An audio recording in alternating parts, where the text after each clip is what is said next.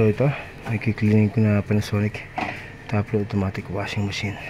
So ang problem niya, hindi siya nagdi-drain na maayos, o minsan naman nagdi-drain siya ng continuous kasi sobrang dami ng dumi.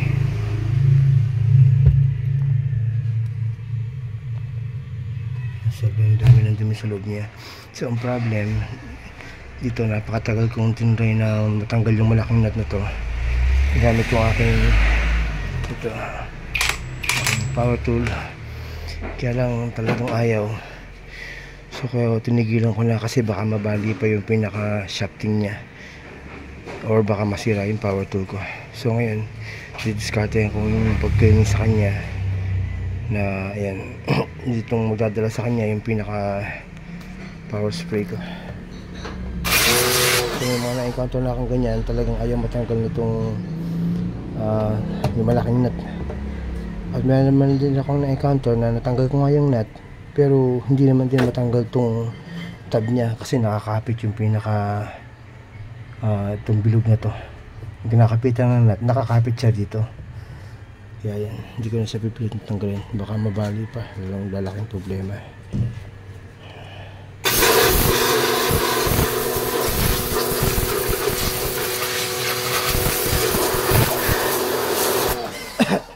Ito power spray ko magdadala sa kanya para malinis yung kanyang mga sulok-sulok.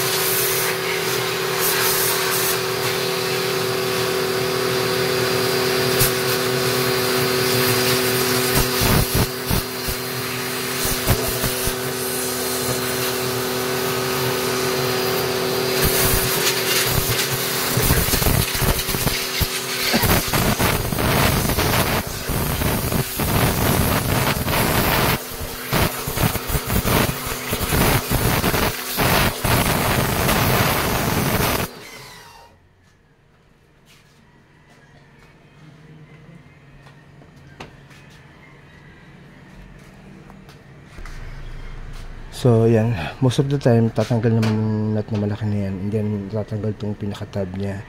Kaya lang merong mga mangilan-ngilan o rare case na talagang hindi na matatanggal yung pinaka-tab.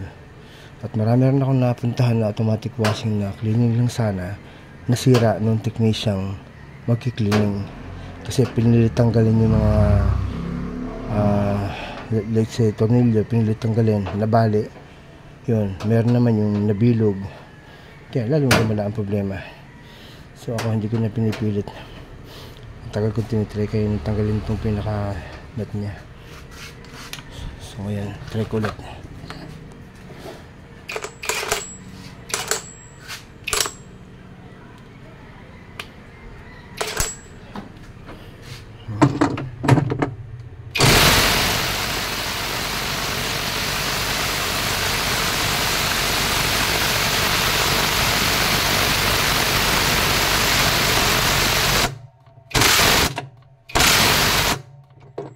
Wala, hindi talaga gumagalaw, sobrang kapit talaga. So baka mabali pa yung shafting nya, kaya mas wise na huwag nang pilitin.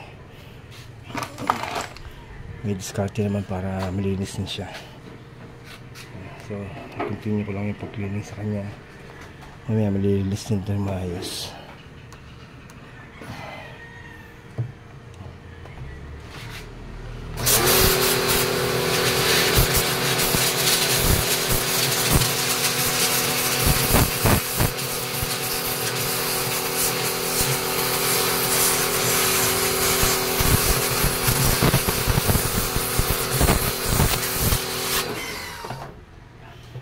So, huwag ko muna itong camera. Wala akong camera holder kaya hindi siya pwedeng mukuhanan habang nagki-clean. Mamaya ako nito.